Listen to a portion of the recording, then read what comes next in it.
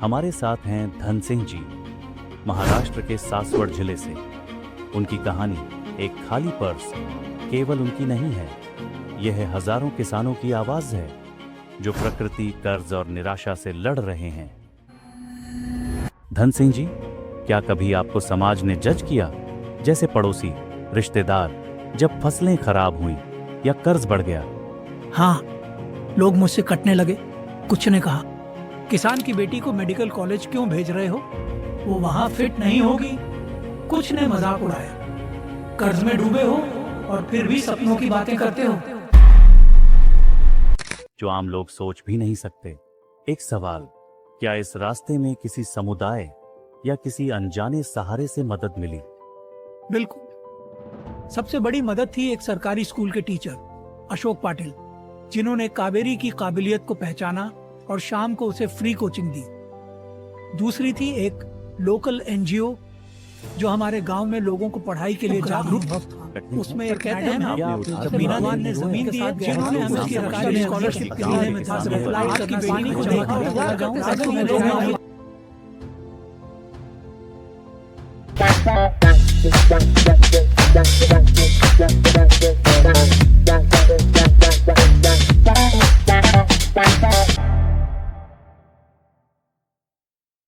नमस्ते दोस्तों, और स्वागत है आपका माइंडसेट मैटर्स में, जहां हम आप तक लाते हैं ऐसी कहानियां जो जज्बे की, बदलाव की और हिम्मत की मिसाल होती हैं। मैं हूं संस्कृत, आपका एआई होस्ट, और आज का एपिसोड है एक ऐसे इंसान की कहानी के ऊपर जो सूखी जमीन, रूठी बारिश और अपनी बेटी के बड़े सपनों के बीच जी रहा है।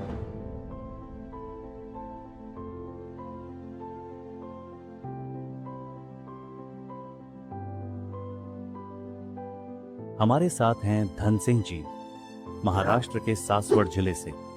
उनकी कहानी एक खाली पर्स केवल उनकी नहीं है, यह हजारों किसानों की आवाज है जो प्रकृति, कर्ज और निराशा से लड़ रहे हैं, पर फिर भी उम्मीद नहीं छोड़ते, जो स्वयं दुख और मजबूरी की जिंदगी जीते हैं, लेकिन हमारे लिए अन्न उगाते हैं, जिसके बिना इंसान अपने जीवन की कल्पना भी नहीं कर सकता। धन सिंह जी, माइंडसेट मैटर्स में आपका दिल से स्वागत है। आज हमारे और हमारे लिसनर के लिए यह बहुत सम्मान की बात है कि आप हमारे पॉडकास्ट में आए हैं। धन्यवाद संस्कृत जी। बहुत बड़ी बात है कि आपने मेरे जैसे छोटे से एक किसान को अपने यहाँ बुलाया और हमारे जीवन के बारे में जानने की इच्छा दिखाई। हमारे जैसे छोटे किसान के बारे में कोई जानना भी क्यों चाहेगा? सबसे पहले मैं यह कहना चाहता हूँ, जो साहस आपने अपने जीवन में दिखाया है उसे हर कोई केवल सोचता है, लेकिन कोई न कोई मजबूरी या फिर अपनी किस्मत को दोष देकर हार मान बैठता है। आपकी कहानी जब हमने सुनी और समझी, तो जो आपने सहा और किया उसने हम सभी को भीतर तक झकझोर दिया। आपने सूखा देखा, कर्ज के बोझ तले जिया, फसलें खोई, फिर भी अपनी बेटी कावेरी को मेडिकल कॉलेज भेजने की ताकत और हिम्मत रखी। यह एक कमाल है। लेकिन उससे पहले यह बताइए, कितनी पीढ़ियों से आपका परिवार खेती कर रहा है? 3 पीढ़ियां। मेरे दादा बैल और लकड़ी के हल से खेती करते थे। मेरे पिताजी ने उनके बाद काम संभाला और मैंने 12 साल की उम्र से खेतों में काम करना शुरू कर दिया। खेती सिर्फ काम नहीं है, यह हमारी पहचान है, गर्व है और जिंदगी जीने का तरीका। हम गांव के लोग बहुत सीधा जीवन जीते हैं। बस खेती करना, अपनी जमीन, परिवार और अपने जानवरों से प्यार करना, बस यही आता है। न ज्यादा की चाह है, न कोई बड़ी इच्छा। अगर आप यहाँ तक आ गए हैं तो चैनल को लाइक और शेयर करना न भूलें, और ऐसी ही और भी कहानियों के लिए सब्सक्राइब करें और बेल आइकन को जरूर दबाएं। धन सिंह जी, हम में से बहुत से लोग जब किसानों की कहानियां सुनते हैं, केवल फसल, बारिश और जमीन के बारे में सोचते हैं, लेकिन हर फसल के पीछे एक इंसान होता है। क्या मैं पूछ सकता हूँ, जब फसल खराब होती है तो वह केवल आर्थिक नहीं, भावनात्मक रूप से भी कैसा अनुभव होता है? ये एक धोखे जैसा लगता है। आप जमीन का उतना ही ध्यान रखते हैं जितना अपने बच्चे। उसके साथ उठते हैं, सोते हैं, अपना पसीना बहाते हैं, और जब वो आपको कुछ नहीं देती तो आप खुद से सवाल करने लगते हैं। मेरी दूसरी फसल खराब होने के बाद मैं 3 दिन तक चुपचाप बैठा रहा, कुछ बोल नहीं पाया। अपनी पत्नी और बेटी की आंखों में भी नहीं देख सकता। लगा मैं एक नाकाम इंसान हूँ, सिर्फ एक किसान के रूप में नहीं बल्कि एक पिता के रूप में भी। आप ऐसे इलाके से हैं जहां पानी की कमी और बदलता मौसम एक बड़ी चुनौती है। ऐसे में एक किसान के लिए सबसे बड़ी मुश्किल क्या होती है? अनिश्चितता। बादल धोखा देते हैं, कभी आते हैं कभी चले जाते हैं। हम सब कुछ लगाते हैं, बीज, खाद, उधार का पैसा, पर मिट्टी कुछ वापस नहीं देती।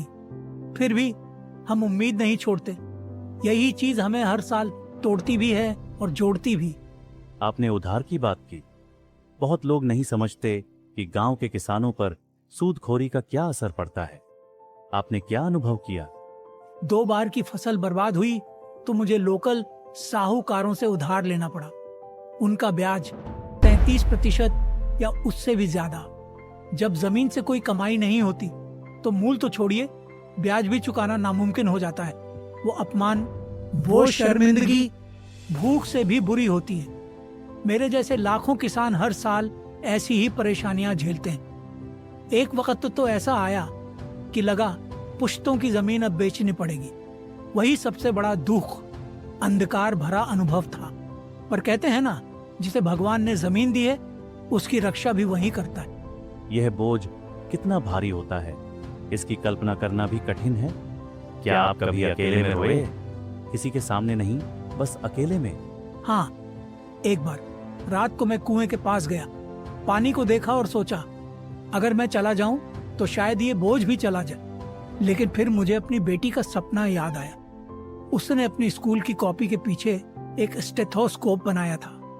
मैं वापस आया, उसे सोते हुए गले लगाया और फैसला किया, चाहे मैं कितना भी टूटा हुआ क्यों ना हो, उसकी उम्मीदों को नहीं टूटने दूंगा। लिसनर्स, एक पल ठहरिए, क्योंकि यह केवल पैसों की बात नहीं है। यह पहचान, विरासत और सम्मान की लड़ाई की बात है। धन सिंह जी, क्या ऐसा कोई क्षण आया जब आपको अपने परिवार से सच्चाई छुपानी पड़ी, जैसे कि जब खाने या किसी जरूरी चीज के लिए पैसे नहीं थे? हाँ, कुछ दिन ऐसे थे जब मेरे और मेरी पत्नी के बीच एक ही रोटी थी। हमने वो बच्चों को दी और खुद पानी पीकर सो गए। एक बार कावेरी ने स्कूल के लिए ज्योमेट्री बॉक्स मांगा। मैंने कहा अगले हफ्ते जब फसल बेचूंगा, लेकिन फसल ही नहीं हुई। उस रात मैं गांव के कबाड़ वाले के पास गया और पुराने लोहे से 40 रुपये इकट्ठा किए। उसी से वो ज्योमेट्री बॉक्स खरीद। वो आज भी उसे इस्तेमाल करती है। आपकी बातें सुनकर मुझे आपके जीवन में किए गए संघर्षों की कल्पना भी कठिन लगती है। अब आप यह बताएं कि इतने संघर्षपूर्ण और अंधकारपूर्ण जीवन में भी आपने आशा का एक बीज कैसे बोया? आपकी बेटी कावेरी अब डॉक्टर बनने जा रही है। सब कुछ खोकर भी आपने यह कैसे संभव किया? तीसरी बार की फसल भी बर्बाद हुई तो मैं खेतों के किनारे बैठा निराश अपनी बुरी हालत और किस्मत को कोस रहा था। तब मेरी बेटी आई और बोली, बाबा, जमीन मत बेचना, जरूरत हो तो मेरी किताबें बेच देना, पर हार मत मानना। वही मेरे जीवन का टर्निंग पॉइंट था। मैंने खुद को एक पीड़ित समझकर जीना छोड़ दिया। थोड़ी जमीन लीज पर दे दी और रात में शक्कर मिल में मजदूरी करने लगा। मेरी पत्नी गांव की महिलाओं के लिए ब्लाउज सिलने लगी। हर पैसा हमने कावेरी की पढ़ाई में लगा दी। मुझे अपनी बेटी पर भी गर्व है, जिसने मेरे सपने को पूरा करने के लिए बहुत मेहनत की। बिजली नहीं होती थी तो वो लालटेन के नीचे पड़ती और उसने नीट पास की। उस दिन मिट्टी ने मुझे फसल नहीं दी, पर मेरी बेटी के डॉक्टर बनने के सपने को जरूर जिंदगी दी। यह अत्यंत प्रेरणादायक है। आपकी कहानी हर दिल को छू जाती है। क्या मैं पूछ सकता हूं, आपकी पत्नी ने इस दर्द और दबाव को कैसे सहा? अक्सर हम किसान परिवारों में महिलाओं की छुपी हुई ताकत को भूल जाते हैं। उसने कभी शिकायत नहीं की, एक बार भी नहीं। वह सुबह 4 बजे उठती, भैंस का दूध निकालती, खाना बनाती, फिर कपड़े सिलकर कुछ कमाने की कोशिश करती। उसने कावेरी की कोचिंग के फॉर्म के लिए अपनी इकलौती सोने की चूड़ी गिरवी रख दी। असली योद्धा वही है। धन सिंह जी, क्या कभी आपको समाज ने जज किया, जैसे पड़ोसी, रिश्तेदार, जब फसलें खराब हुई या कर्ज बढ़ गया? हाँ, लोग मुझसे कटने लगे। कुछ ने कहा, किसान की बेटी को मेडिकल कॉलेज क्यों भेज रहे हो? वो वहां पता नहीं कुछ कर पाएगी या नहीं। कुछ ने मजाक उड़ाया, कर्ज में डूबे हो और फिर भी सपनों की बातें करते हो। लेकिन वही दर्द मेरा ईंधन बन गया। मैंने कहा, अगर हारूं भी तो अपनी बेटी के भविष्य के लिए लड़ते हुए हारूं, सिर झुकाकर भीख मांगते हुए नहीं। बहुत प्रेरणादायक धन सिंह जी। आपके परिवार ने जो कुर्बानियां झेली हैं, जो आम लोग सोच भी नहीं सकते। एक सवाल, क्या इस रास्ते में किसी समुदाय या किसी अनजाने सहारे से मदद मिली? बिल्कुल। सबसे बड़ी मदद थी एक सरकारी स्कूल के टीचर अशोक पाटिल, जिन्होंने कावेरी की काबिलियत को पहचाना और शाम को उसे फ्री कोचिंग दी। दूसरी थी एक लोकल एनजीओ जो हमारे गांव में लोगों को पढ़ाई के लिए जागरूक करती है। उसमें एक मैडम है, मीना देवी, जिन्होंने हमें सरकारी स्कॉलरशिप के लिए अप्लाई करना सिखाया। अगर ये लोग ना होते तो एग्जाम फीस भरना भी मुश्किल था। तब समझ आया, हम गरीब हैं लेकिन अकेले नहीं, अच्छे लोग हैं। पर पहले हमें अपनी आवाज उठानी पड़ती है, मदद मांगनी पड़ती है और भरोसा रखना पड़ता है कि हम उस मदद के लायक हैं। धन सिंह जी, आपने पहले बताया था कि कुछ लोग बिना कहे ही मदद के लिए आ गए।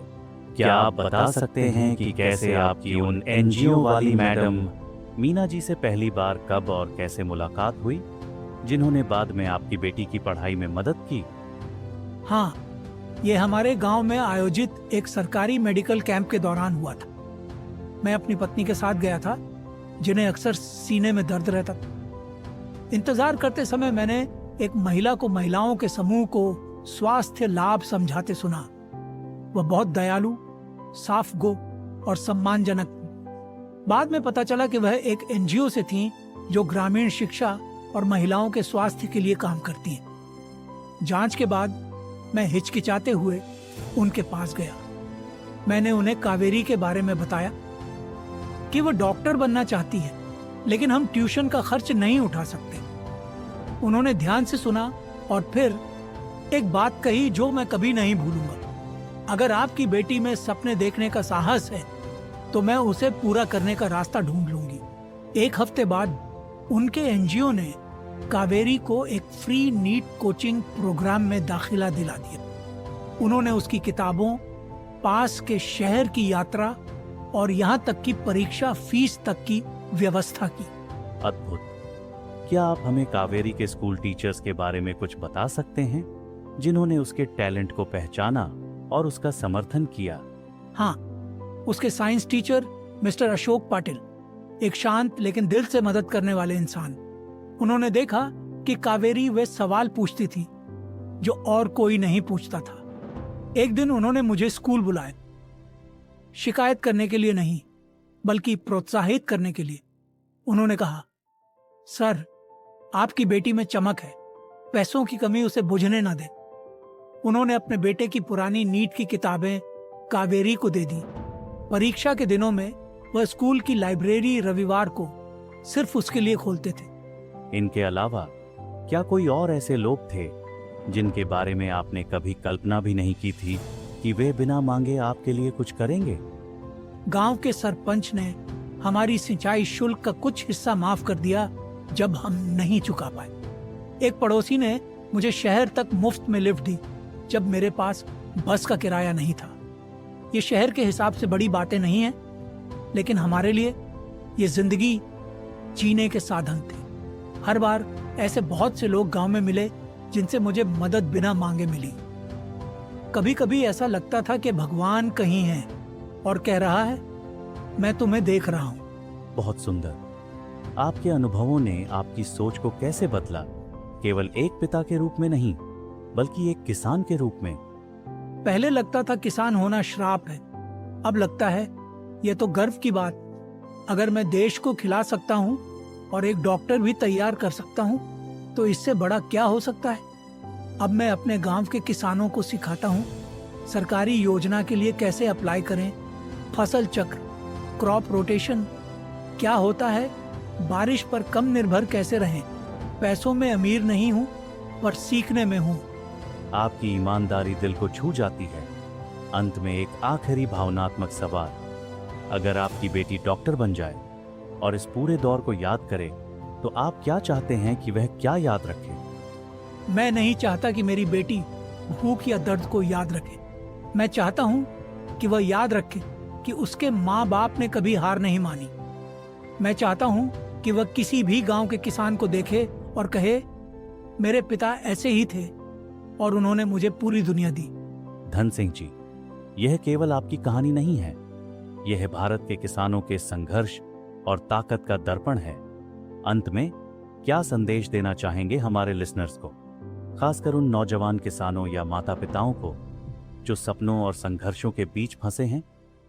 अपने बच्चों के सपने मत छोड़िए, चाहे जमीन सूख जाए लेकिन दिल की आशा न सूखने दीजिए। छोटी छोटी राह ढूंढिए, एक्स्ट्रा काम करिए, पर उनके सपने जिंदा रखिए।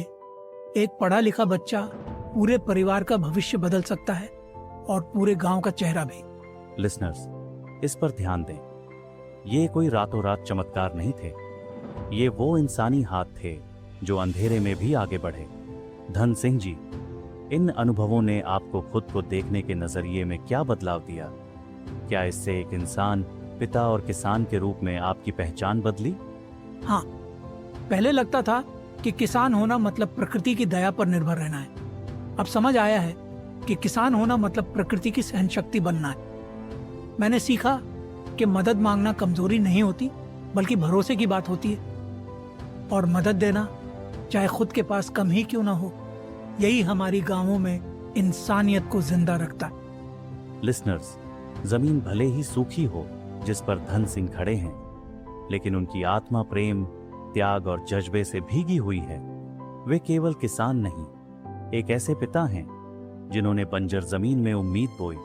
दोस्तों, धन सिंह जी की कहानी यह बताती है कि जब जेब खाली हो तब भी दिल उम्मीद और विश्वास से भर सकता है। जड़ों से चाहे मुश्किलें जुड़ी हों, पर शाखाएं हमेशा रोशनी की तरफ बढ़ सकती हैं। डॉक्टर APJ अब्दुल कलाम साहब के द्वारा लिखी यह पंक्ति धन सिंह जी ने अपने जीवन से सिद्ध कर दी। अगले एपिसोड को सुनने के लिए हमारे चैनल से जुड़े रहिए माइंडसेट मैटर्स के साथ। तब तक जमीन से जुड़े रहिए, सपने पूरे करते रहिए, क्योंकि जब सपनों को मेहनत का पानी मिलता है तो सूखा मौसम भी खिल उठता है। तुम्हें पता है, एक छोटी सी क्लिक किसी वीडियो को एक नए इंसान तक पहुंचा सकती है। शायद वही वीडियो उसकी सोच बदल दे या उसका दिन अच्छा कर दे। तो अगर ये वीडियो आपको जरा भी अच्छा लगा हो तो इसे लाइक और शेयर जरूर करना, और ऐसी ही सच्ची कहानियों और जिंदगी से जुड़े पलों के लिए चैनल को सब्सक्राइब करना मत भूलना। बेल आइकन भी दबा देना।